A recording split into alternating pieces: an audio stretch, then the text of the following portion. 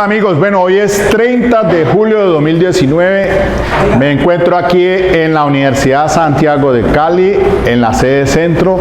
Continuamos con un conversatorio que tenemos aquí en este espacio los martes y los jueves de 7 a 8 y media de la mañana. Es totalmente gratuito y hago la invitación a la gente que me puede ver, que sean de aquí de Cali, para que se acerquen a este espacio académico. Continúo entonces con el taller, el tema del alegato de apertura, el tema del interrogatorio, el contrainterrogatorio, pero hoy voy a hacer énfasis en un tema de carácter probatorio antes de continuar entonces con el ejercicio. Ok. Buenos días a todos, compañeros. Bueno, muy bien. Hasta el día de la semana pasada, pues estuvimos entonces revisando el tema del alegato de apertura como teoría del caso de la Fiscalía y a la vez la teoría del caso por parte de la defensa como una sugerencia que se debe hacer para presentación antes de iniciar el juicio oral. Y también importante es el tema del interrogatorio y el contrainterrogatorio. Por eso en este taller les facilité ese escrito de acusación del caso del homicidio del prestamista, aquí que está en YouTube, está en el canal y ustedes pueden ir a él mismo para seguirlo como una guía de ejemplo de todo el desarrollo desde el escrito de acusación preparatoria del mismo juicio oral, sentencia de absolución de primera instancia y confirmación en segunda instancia. También ahí está la entrevista de la testigo clave para que hagamos el ejercicio con los grupos que formamos, 5 grupos, uno a que haga las veces de fiscal con el interrogatorio de esa testigo de manera directa. Y entonces allí vamos a mirar cómo estamos en estas habilidades respecto de ese interrogatorio en forma directa. Por eso entonces vamos a hacer 3 ejercicios si alcanzamos en el día de hoy. Son los siguientes. Entonces, primero que todo, lo que se trata de revisar es si el testigo, cuando se le olvida, cuando el testigo, estando en el juicio oral, la parte que lo ha ofrecido, tiene problemas con respecto a rememoración. Entonces, ¿cuál es la técnica que se emplea en esos casos para poder utilizar esa entrevista que se ha rendido antes del juicio oral y usarla para refrescar memoria? Porque recordemos que las entrevistas, según el 347, tienen 2 finalidades. Una, para refrescar memoria, y la otra es para impugnar la credibilidad del 403 de la ley 906. Entonces, cuando se trata de refrescar memoria, pues hay que sentar unas bases probatorias para poder entonces avanzar al tema del interrogatorio y recordarle a ese testigo en pleno juicio oral, utilizando esas técnicas. Y el otro ejercicio que vamos a hacer también es cuando el testigo tergiversa algo en el juicio oral, que usted ya entonces en este caso, o mejor, pongámoslo así mejor para seguir la secuencia, no tanto que tergiverse, ya dejemos eso de último. Después de que se olvida el testigo, vamos a tomar otro ejemplo que es cuando el testigo está declarando en el juicio oral, pero se muestra hostil, renuente. Ese testigo que lo ha ofrecido, y en este caso el fiscal está interrogándolo, pero resulta de que se retrata o el testigo se vuelve hostil. Entonces, ¿cuál es la dinámica y la técnica que se debe utilizar para poder entonces utilizar esa entrevista y volverla como el testigo extensivo? Es decir, una evaluación, un testigo extensivo es, buenos días, para analizar entonces lo que está diciendo en el juicio oral y que esa entrevista que ha rendido antes del juicio oral, cómo se entra al juicio oral para que sea el extensivo frente a ese testimonio que ha rendido. Entonces, ese es el testigo hostil, o también el testigo que se retracta. Entonces hay que emplear la técnica, sentar las bases para poder entonces hacerlo valer. Eso lo hará el grupo también haciendo las veces el fiscal de interrogador. El otro y el último caso es el de la credibilidad. Para impugnar credibilidad, también entonces, en este caso, cuando el fiscal está interrogando, haremos el ejercicio de que su testigo tergiversa algo que no corresponde a la realidad de lo que está en el documento o en la entrevista, y que la defensa entonces inmediatamente tiene que hacer el contrainterrogatorio y cómo debe hacer entonces para que hacer ver que ese testigo está faltando a la verdad. Ahora, hay unos presupuestos del 403 para impugnar la credibilidad. Allí tiene 5 o 6 ítems. Cuando el testigo es mendaz, cuando el testigo no es verosímil. Ahora, las manifestaciones hechas antes en declaraciones. Por eso es que el 403 dice que se utilizará entonces para impugnar la credibilidad. Y después entonces ya, creo que no alcanzamos, habrá que hacer otra sesión para el tema del contrainterrogatorio o el cruzado, que también es muy esencial. Prácticamente en este caso, en el homicidio del prestamista, lo fundamental fue el tema del contrainterrogatorio. Entonces, el contrainterrogatorio tiene también unas bases, y les explicaba muy brevemente así antes en otro espacio, de que cuando se trata de testigo directo, pues a ese testigo directo, según los señalamientos que trae el artículo 391 y 392, no hay que hacerle preguntas sugestivas, ni insinuantes, ni capciosas, y que hay que sentar las bases fundamentales del interrogatorio, irlo llevando, diga cómo, cuándo, dónde, para obtener la información que usted quiere, hacerla presentar en el juicio oral al juez. Entonces, el interrogador que ofrezca ese testigo directo, pues debe tener mucho cuidado respecto de cómo entonces va llevándolo para que quede la información bajo el principio de inmediación, de publicidad y de contradicción y confrontación. Mientras que, entonces, se dice que hay unas reglas jurídicas. La objeción surge entonces cuando se hacen preguntas sugestivas o capciosas o insinuantes. La contraparte tiene que estar muy atento para objetar ese tipo de preguntas cuando se trata de interrogatorio directo. Mientras que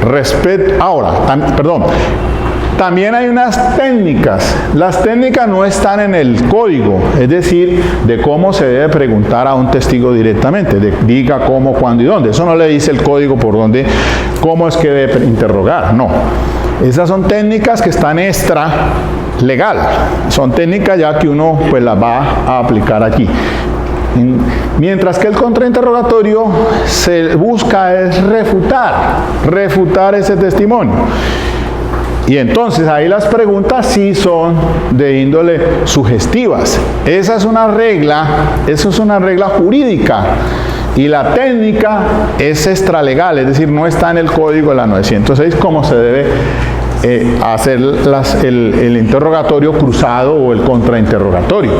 Y entonces muchas veces se terminan haciendo preguntas abiertas, aunque no están prohibidas, oiga bien, y le objetan sin embargo eso, porque en un contrainterrogatorio usted puede hacer unas preguntas abiertas, pero no es prudente si tenemos en cuenta de que de pronto se puede causar daño para su teoría del caso en el contrainterrogatorio.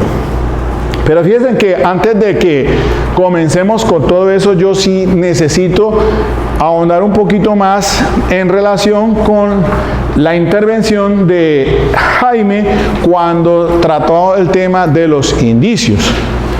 Porque es que retomando el asunto de ese escrito de acusación, en este caso, en este ejercicio, se trata de una presunta coautoría por un delito de homicidio agravado y porte ilegal de armas. Entonces, en esas circunstancias es que la Fiscalía presentó el escrito de acusación de unos hechos jurídicamente relevantes. Sin embargo, allí en ese escrito de acusación, la Fiscalía no estuvo como muy clara respecto del tema de los indicios o los hechos indicadores. Y por eso entonces la exigencia que le hace el juez de primera instancia le increpa a la Fiscalía en la acusación, indicándole que debía tener o debía hacer un mayor esfuerzo respecto de lo que pretendía probar en el juicio oral, porque se trataba pues prácticamente de una cosa son los hechos como tal de la acusación, otra cosa hechos indicadores y otra cosa son los medios de prueba. Entonces, si el fiscal mezcla lo uno con lo otro, pues en realidad termina haciendo una mezcolanza allí, farragosamente, como ha dicho la Corte, en un escrito de acusación, y entonces no se va a saber de qué es que se va a defender en el juicio oral. El fiscal debe ser lo más claro respecto del tipo penal. Pero fíjense bien en esto, que me tomé la tarea de revisar a Nicola Framarino Dei Malatesta en la lógica de la prueba criminal.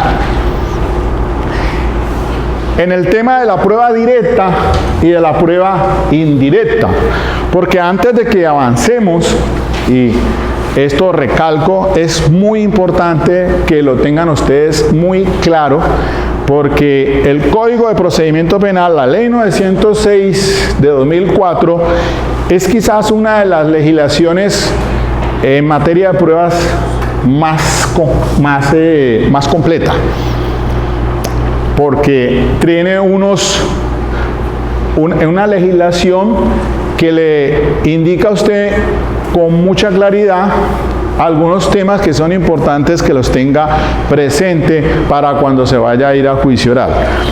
Así, por ejemplo, entonces, si el artículo 375, que es sobre la pertinencia, le está diciendo a usted que los elementos materiales de prueba, la evidencia física y los medios de prueba deberán referirse directa o indirectamente.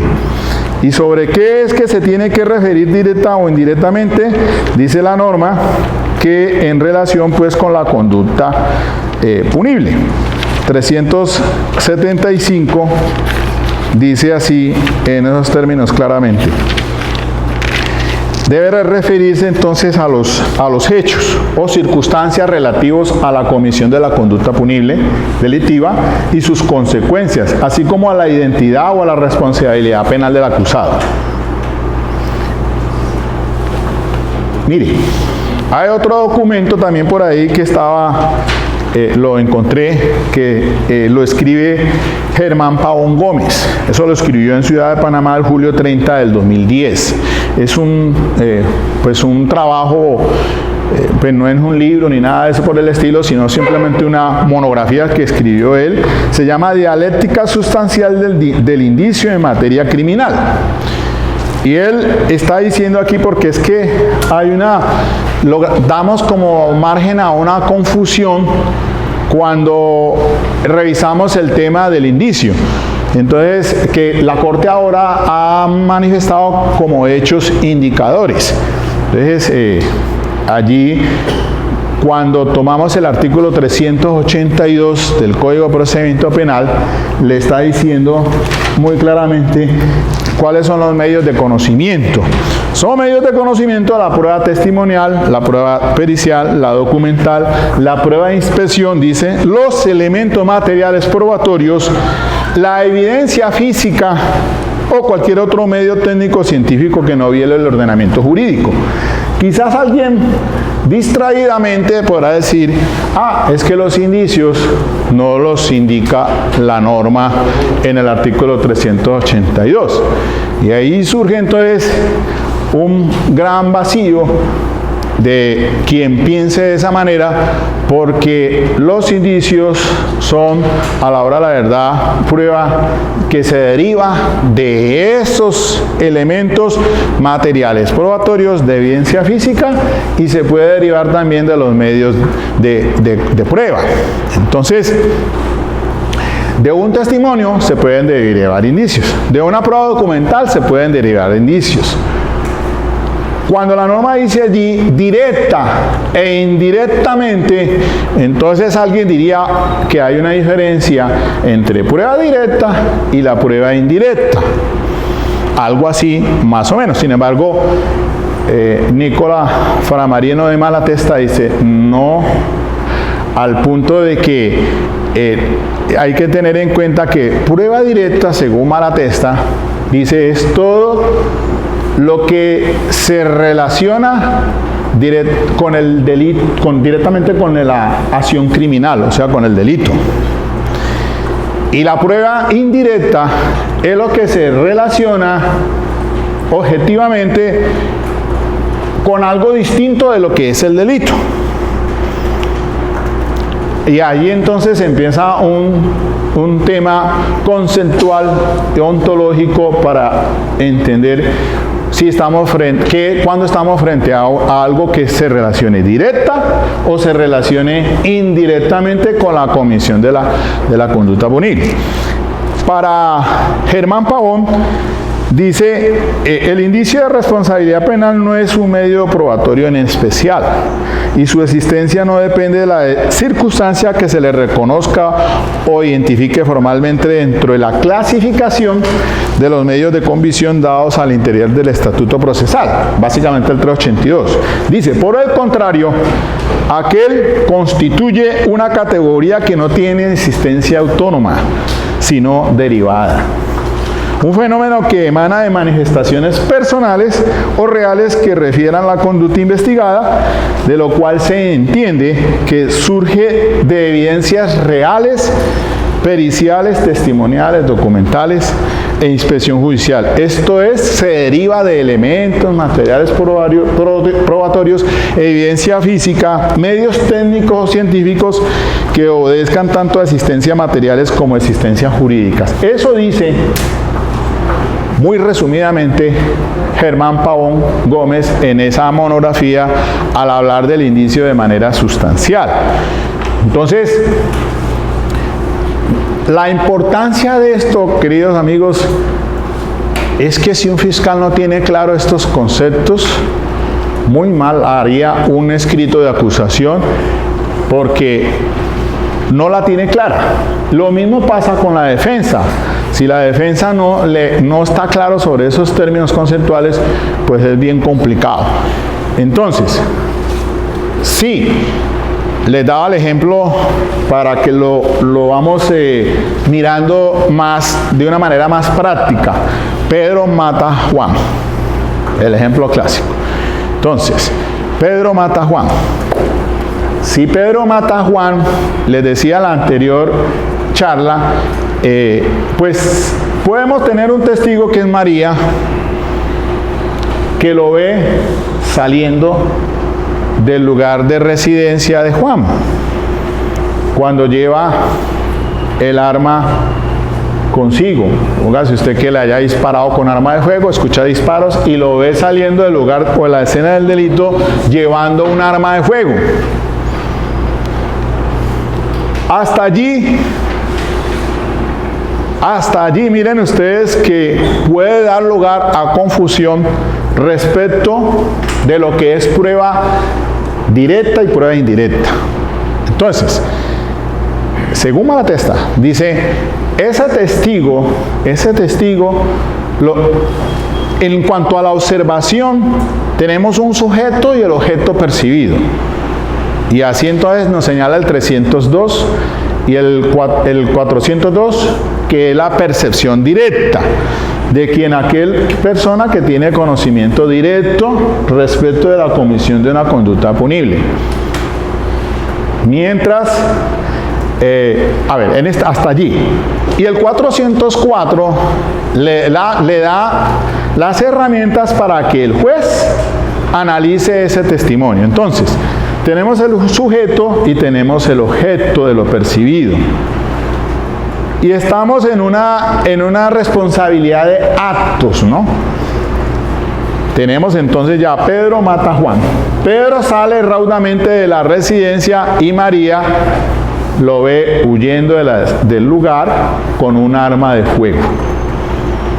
Hasta allí el testimonio de María será un testimonio de, pregunto, una prueba personal directa del homicidio de Juan.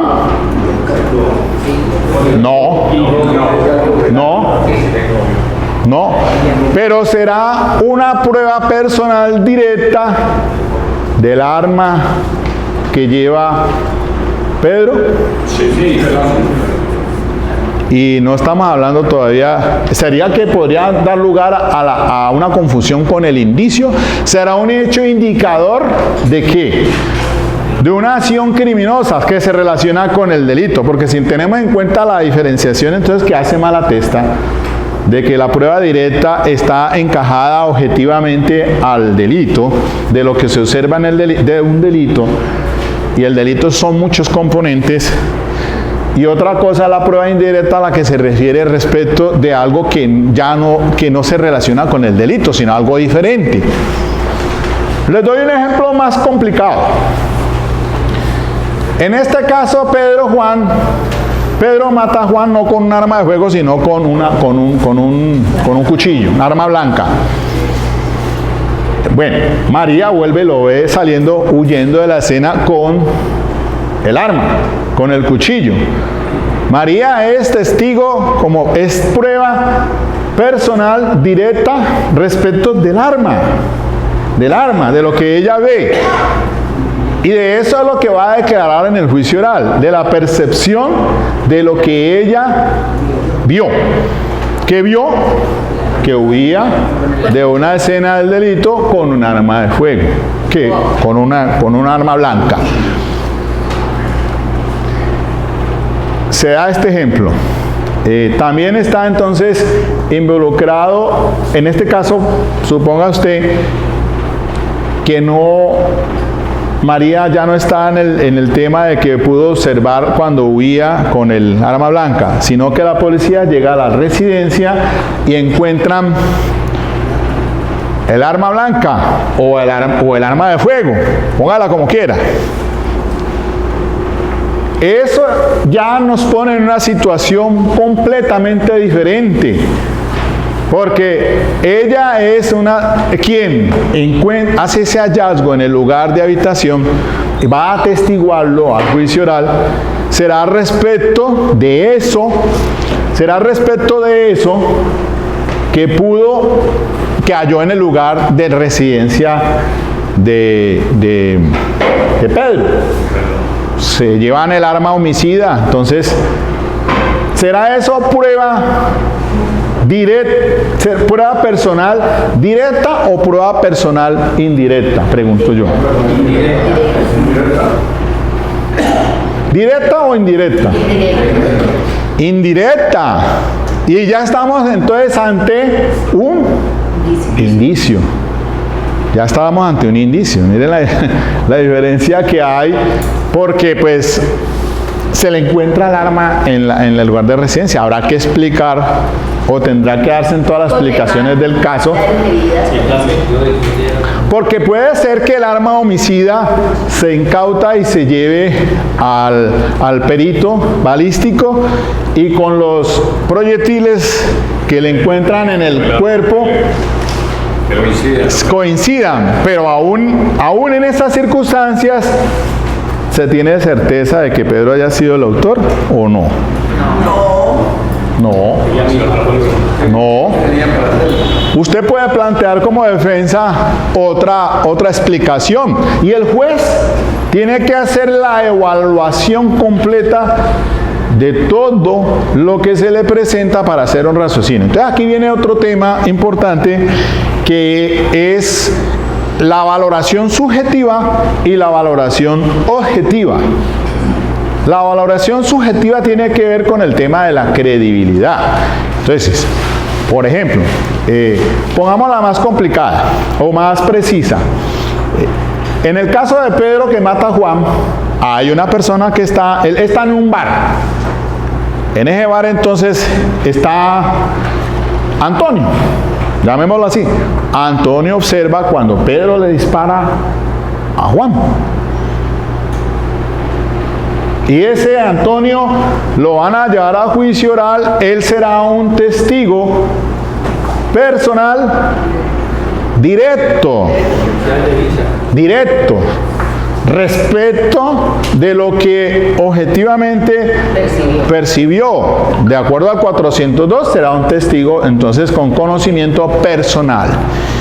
Pero el juez, para evaluar ese testimonio, tiene que hacer dos ejercicios. Uno, la valoración subjetiva que se relaciona con el tema de la credibilidad del testimonio.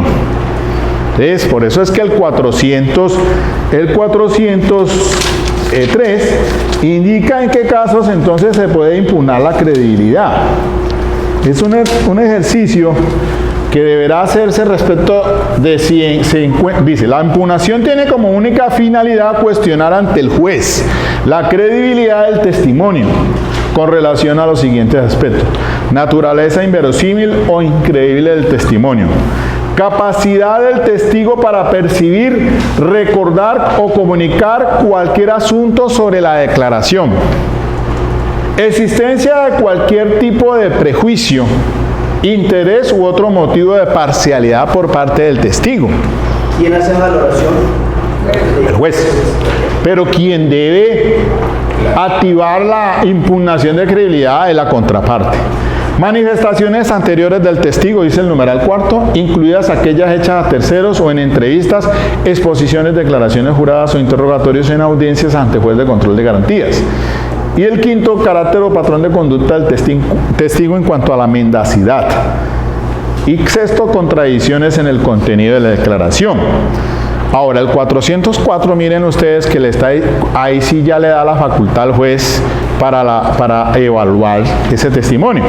Cuando dice, para apreciar el testimonio, el juez tendrá en cuenta los principios técnicos científicos sobre la percepción y la memoria, especialmente lo relativo a la naturaleza del objeto percibido, al estado de sanidad del sentido o los sentidos por los cuales se tuvo la percepción, las circunstancias de tiempo, modo y lugar en que se percibió, los procesos de rememoración, el comportamiento del testigo durante el interrogatorio y el contrainterrogatorio, la forma de las respuestas y la personalidad.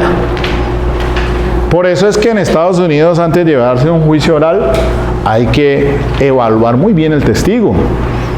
No a cualquiera yo lo voy a sentar en el estrado judicial para llevarlo de testigo. Tiene que tener quien lo va a ofrecer debe pasar por ese filtro de si ese testigo es un testigo que le ofrece o le va a ofrecer la credibilidad, porque de lo contrario se lo van a apabullar allá en el juicio oral.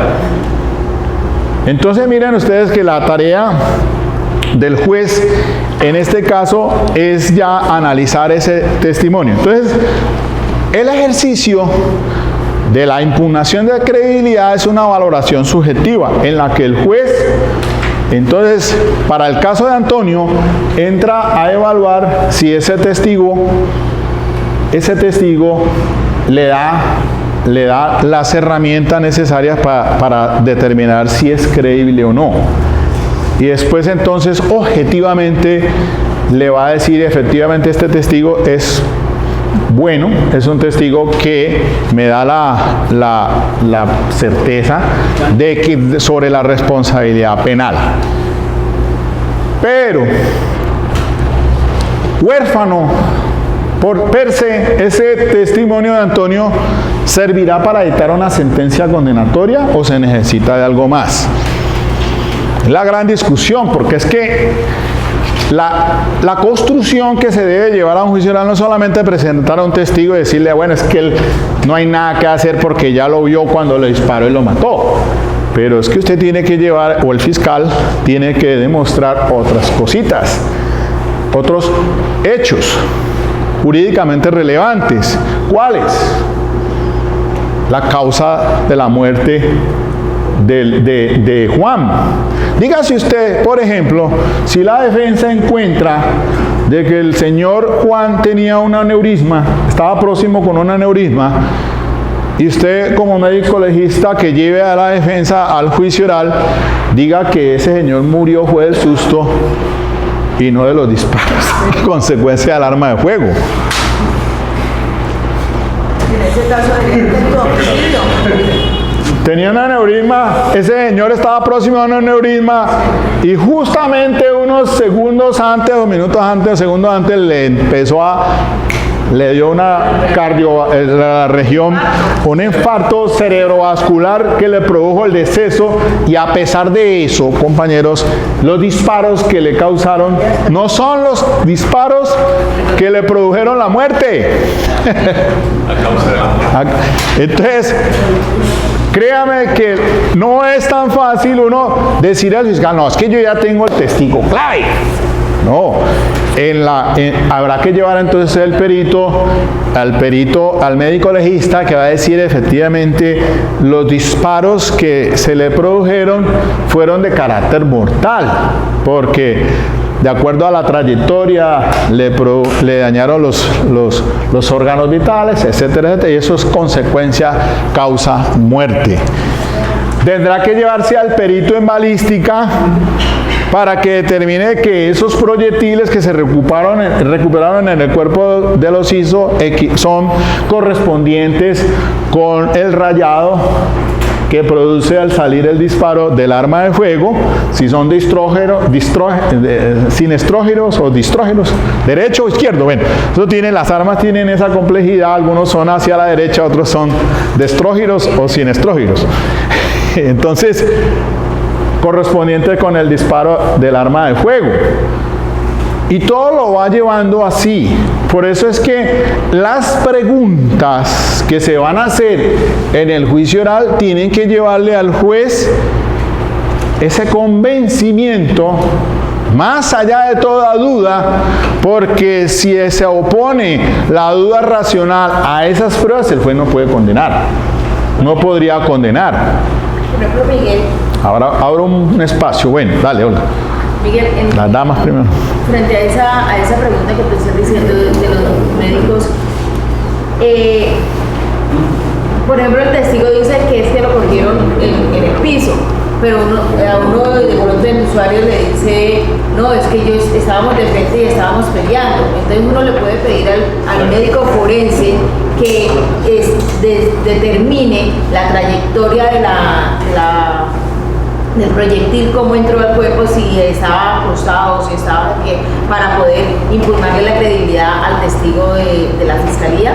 Correcto, claro. Mire, cuando yo era juez de instrucción criminal, yo me iba hasta la escena del delito, porque trabajaba en la policía y era juez penal militar, juez de instrucción.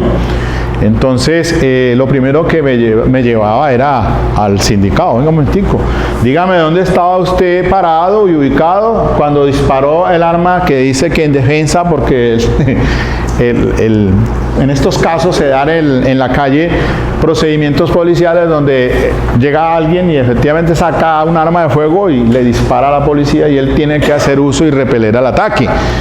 Pero a veces sucedían cosas inverosímiles porque aparecían, el disparo era de atrás hacia adelante. Entonces, bueno, un momentico, miremos a ver la trayectoria del disparo, dónde se encontraba usted, y me llevaba entonces, pedía medicina legal, por favor, mándeme o al CTI también, o a la policía, que son 3 instancias. No me llevaba a los de la policía porque evitando y siendo más imparcial. Entonces no, porque trabajaba era de funcionario investigando policías. Entonces digo, bueno, voy a llevarme a alguien del CTI o de medicina legal. Entonces, ubicación allá. Entonces hágame la trayectoria del disparo. La medicina legal decía, por favor, hágame el favor, dígame cuál es la trayectoria del disparo, la dirección, altura, todo eso. Usted se ubicaba allá y estaba aquí, el ociso estaba acá. Entonces se hace el plano, el balístico, y después el de la medicina legal le decía, hágame el favor, y también se complementa.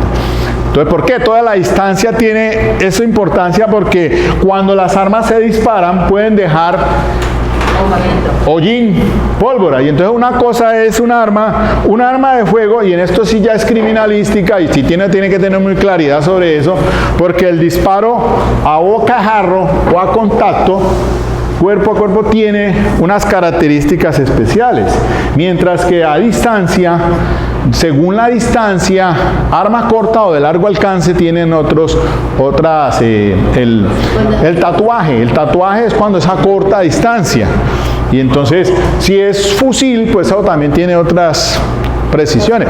Los fusiles entran así, por el orificio de entrada es pequeñito y el de salida es un boquete, así que me tocaba a veces esas armas que se le disparan de eso, fusil 7.65 calibre, porque primero la policía tenía era carabina, después llegó ya la época del fusil. Ya tenía la revólver Smith Wesson, ahora andan con Glock, con pistolas.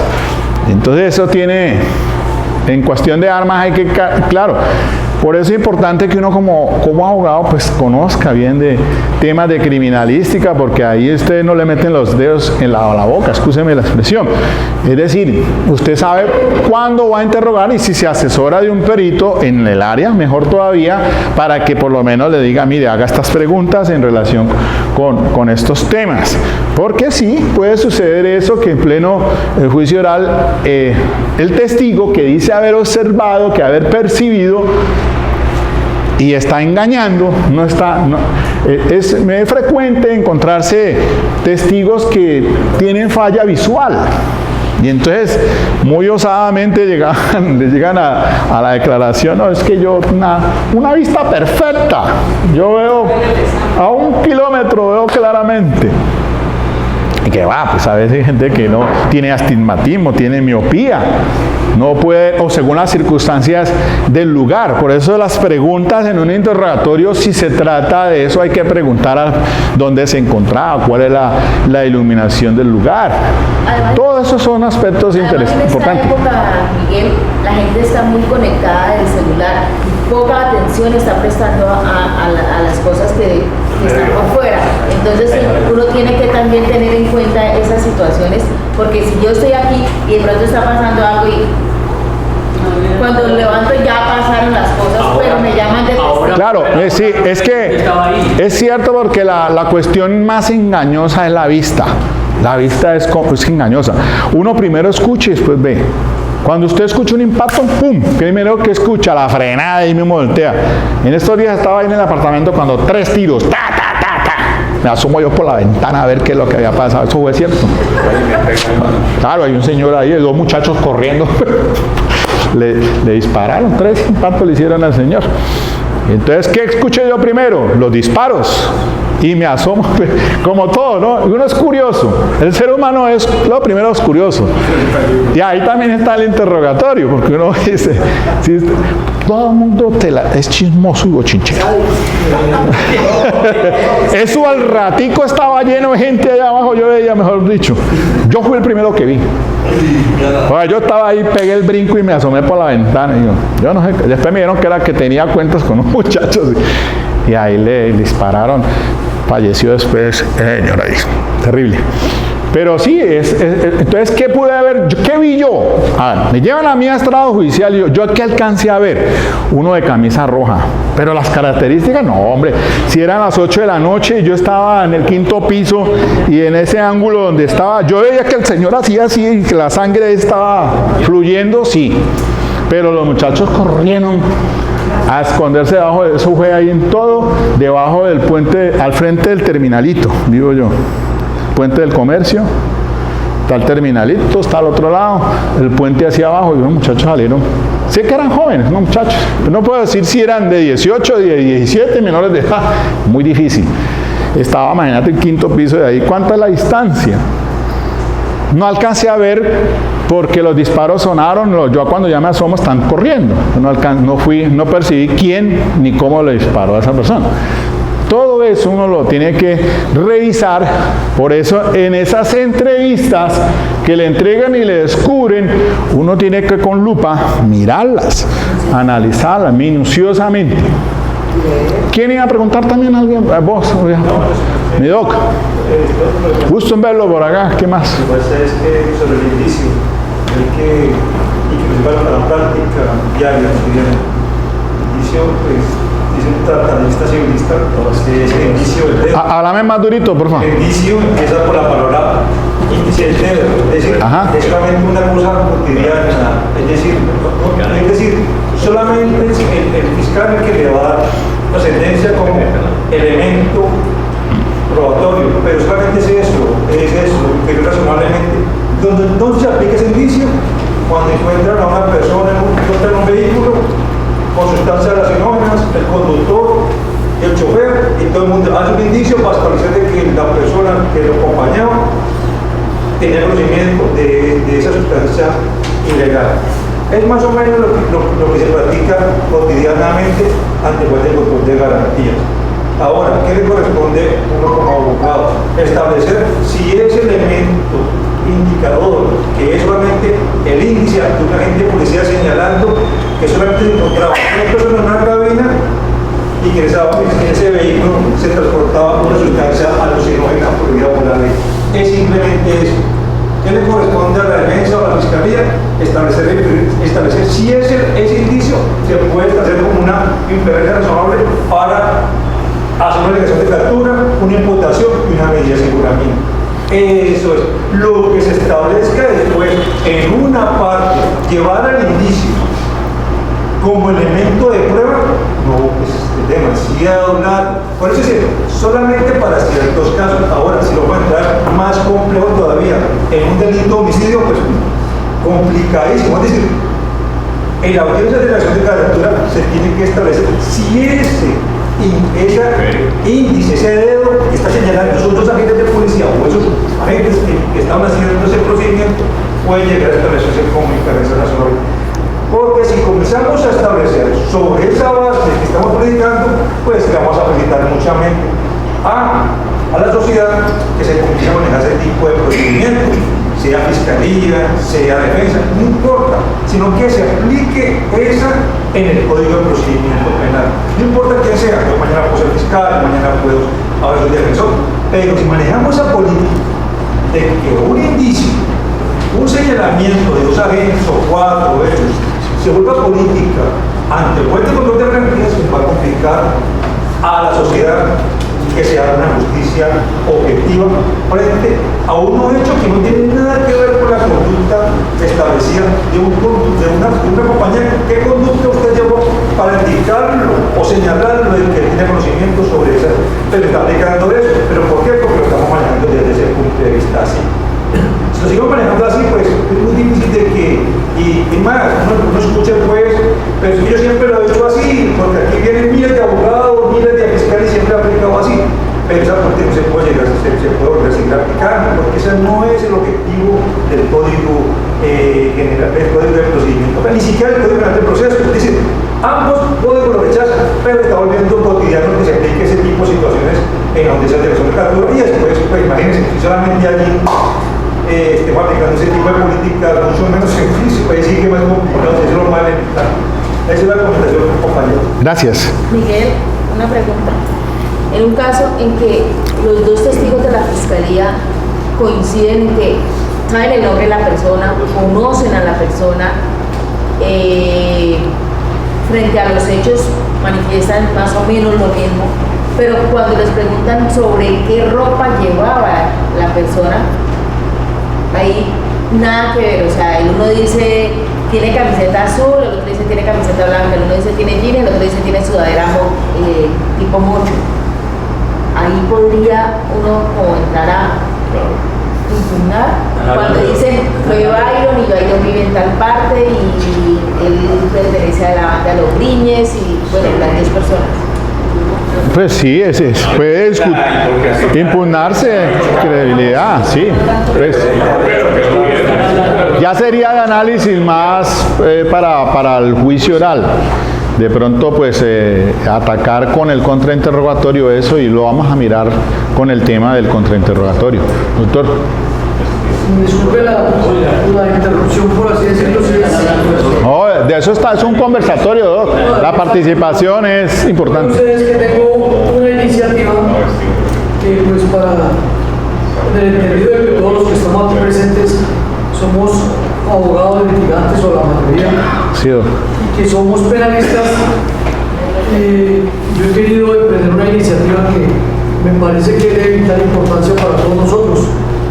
Se trata de lo siguiente: resulta que ya hace cuánto tiempo salió de su cargo el fiscal Néstor Humberto Martínez, y antes de irse nos dejó una talanquera allí para el desarrollo de nuestros procesos, en el sentido de que originó una circular que prohibía el uso del artículo 56 relacionado con la marginalidad. Yo veo con preocupación que, pues, como en otras situaciones que presentan en el país, todo el mundo toma una posición más bien como pusilánime, los litigantes agachamos la cabeza, de pronto sumisos, callados, nadie ha dicho nada. Yo he hecho el comentario con varios fiscales incluso, y están de acuerdo, pero obviamente que ellos en público no se pronuncian a decir, hombre, sí, es que pasó esto. Es preocupante y creo que para todos nosotros es importante o es necesario saber la importancia que tiene esto. Necesitamos herramientas para poder prestar un buen servicio a nuestros, aquí entre nosotros, nuestros clientes son nuestros representados, ¿cierto? Esa es una herramienta muy importante, el hecho de las circunstancias de marginalidad. Entonces, yo he querido emprender, por decirlo así, una campaña que lo importante sería que naciera aquí, en este conversatorio, y es el hecho de que nosotros podemos elaborar un documento que me ha ocurrido a mí, ya lo he comentado con varios. Todo el mundo dice sí, pero nadie arranca. Yo quiero tomar la iniciativa y humildemente liderar esa causa, que hiciéramos un documento que, pues, con la colaboración de varios de los que están aquí presentes, Claro, doctor. se dirigiera, pienso yo, a la fiscalía actual, al actual funcionario. Ya le, Echa atrás esa, él está allí, sí, doctor, ya le comprendo su inquietud y preocupación. Lo podemos, ya queda, usted toma la iniciativa, lo dejamos latente para no desviarnos del tema, porque es que tengo que adentrar, voy a pasar a otra cuestión que necesito explicarles a ustedes aquí y complementar este tema, para que ustedes lo tengan presente cuando trata de los indicios. Ahora sí entremos al tema de los indicios. ¿Tú tienes relacionado con el punto, por favor, del tema? Bueno, yo diría algo que yo cuando te levanté la mano de escuchar los inimputables, porque hay inimputables que pueden manejar en el juicio. Entonces cuando mandan de la mujer que pueden llevar el juicio inimputable como un testigo. Perdón, ¿cómo? Explícame un poco mejor, que no te entendí. ¿Los qué? ¿Cómo llevar testimonial de un testigo frágil? Bueno, pues ese ya pues habrá que analizarlo también para saber si tiene credibilidad o no. ¿Cómo hago para introducirlo? ¿Cómo hago para que enseñarlo al proceso? Porque el tema de acusación. Con una valoración de Pues, es decir, si el problema de la esquizofrenia no se relaciona con la percepción de testimonio, porque él pudo darse, un esquizofrénico puede, un paranoico puede ver ya el problema es si eso está afectándole los sentidos, oye, cómo lo estaba afectando, ¿no? Entonces ya pues habrá que establecer con un perito si en realidad él está tergiversando, porque qué tal en una paranoia pues puede atacarse, por ahí puede atacarse un testimonio de esa clase, justamente indicando de que pues una persona que tiene problemas esquizofrénicos pues son las que alucinaciones, imagínate pues, qué valoración podrá darle al juez subjetivamente. Entonces la valoración subjetiva es en cuanto a la credibilidad para llegar a la objetividad. Entonces, retomando el tema, hay pruebas, entonces son pruebas personales. Estas son pruebas personales directas o que pueden ser indirectas, derivadas también con el tema del indicio. Pero hay pruebas también que son reales, pruebas reales. Y esas solamente serán pruebas reales directas o pueden ser reales indirectas. Entonces, en un caso de calumnia, por ejemplo, en un juicio oral, pues el texto o el documento que es difamatorio, esa es la prueba real, más directa, en la que el juez no tiene que hacer sino una valoración subjetiva y objetiva. Le va a dar el valor a esa prueba. Eso mismo pasa con la prueba personal directa. La gran diferencia con la prueba personal indirecta, o sea, hablamos ya del tema, ya metiéndonos en el indicio, es que no es solamente la valoración subjetiva y objetiva del juez la que cuenta, sino el raciocinio. El raciocinio. Porque si en el caso de Antonio, que va a atestiguar que Pedro mata a Juan en Jebar, pues el juez le queda más fácil hacer una valoración subjetiva y objetiva. Sí, lo tiene allí y pudo percibir y darse cuenta de que efectivamente el acto criminal que le está diciendo ahí no necesita raciocinio. Pero hay pruebas personales indirectas o pruebas personales o pruebas reales indirectas que sí necesitan un raciocinio. Y ahí ya nos estamos metiendo en Honduras, porque el tema es abordando lo del indicio. Y entonces aquí en el tema de los indicios tomo a Malatesta cuando hace la clasificación y dice hay pruebas indiciarias necesarias y pruebas el indicio necesario y el indicio contingente. Ahí está la gran diferencia entonces, porque el indicio necesario revela una verdad, algo cierto, mientras que el indicio contingente revela algo más o menos probable. Y entonces ya es un ejercicio que tiene que hacer, de valoración que tiene que hacer el juez. Un ejemplo, en el indicio necesario, el feto en el útero, ¿qué le está indicando? ¿Qué le está revelando? Que hubo una relación entre dos personas, un embarazo, pero producido por una relación entre dos personas. No necesariamente. Pues no me la va a poner difícil ahora con una inseminación artificial. Pongámosla como indicio necesario que revela una verdad más o menos cierta. No más o menos probable, no, sino cierta. Que hubo una relación. Bueno, en una conducta tipo sexual, una agresión, pues pongámosla así pues para que sea más específica. El acceso carnal. Un acceso carnal agravado con la violencia, con fuerza, pues que le indica el indicio necesario, el feto, pues porque tuvo que haber una relación allí esa índole. Bueno, ese es el indicio necesario, el que revela a una verdad pues cierta. Mientras que el indicio contingente es el que más o menos probable le revela algo. Y entonces ese indicio contingente se clasifica en verosímil o en probable. En probable, hablando ya del tema de probabilidad. Entonces, ¿qué es el indicio realmente? Es un ejercicio en el que de un hecho indicado o que nos está indicando algo, vamos a llegar a algo desconocido. De una premisa llegamos a una conclusión. Y aquí pues entonces entran en juego todo el tema de las reglas de la experiencia, de la lógica, para pues entonces poder extraerle la importancia a la prueba indiciaria. Por eso es que es derivada, esa prueba indiciaria no es autónoma, como dice Germán Pavón Gómez, sino que es derivada, puede ser derivada del testimonio, del pericial, del documental, del elemento material de prueba. Si ustedes examinan el artículo 275, dice claramente el 275 así, por ejemplo, en el numeral primero, para efectos de este código se entienden como elementos probatorios y evidencia física los siguientes. Literal A: huellas, rastros, manchas, residuos, vestigios y similares dejados por la ejecución de la actividad delictiva.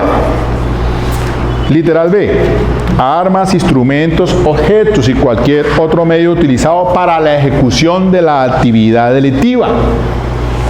Entonces, ahí van teniendo ustedes unos elementos. La ganzúa que abre la puerta para violentar el domicilio es un objeto que corresponde a la actividad criminosa, pero eso será un hecho indicador, un elemento que hace parte de lo que se conoce como el inicio.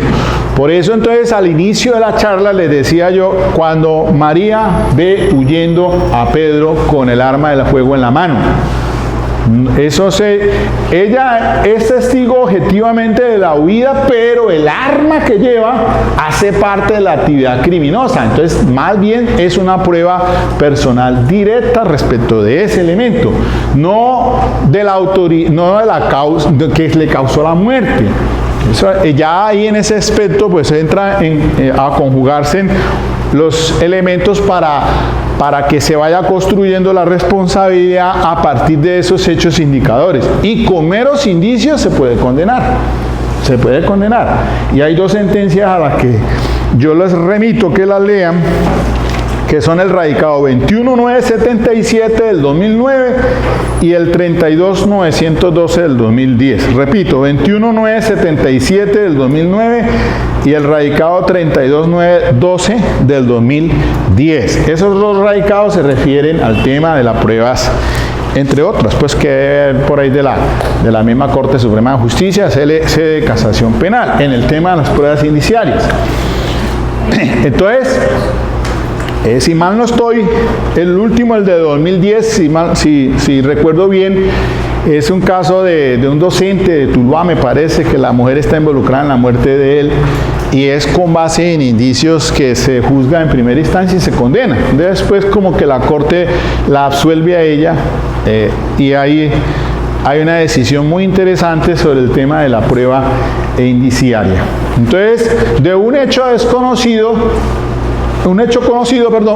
llegamos a uno desconocido. Una premisa menor, vamos a una premisa mayor.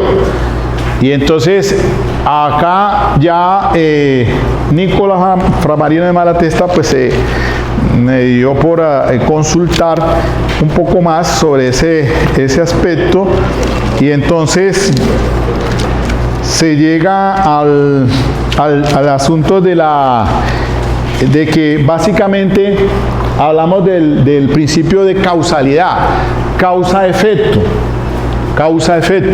causalidad. Esto es ¿qué produce qué es causa de ese hecho? Entonces les decía por allá en una anterior charla del caso, volviendo otra vez a los hechos indicadores, en el caso de Pedro que mata a Juan, tenemos a María, que es la que observa cuando huye con el arma de fuego. Tenemos al policía que captura a esa persona, y ese policial hizo la incautación del arma y la colocó en cadena de custodia y le entrega medicina legal. Se lleva al perito en balística para que determine entonces que esa arma es correspondiente con los proyectiles que se encontró en el cuerpo del occiso. También se lleva a un testigo que días antes escuchó que amenazó Pedro a Juan por una deuda. Y mire que ese ya es un hecho indicador, algo que nos está para establecer el móvil y el motivo del por qué Pedro mata a Juan. Hasta allí está entonces esos elementos importantes para tenerlos en cuenta. Dame un segundito y parto la grabación.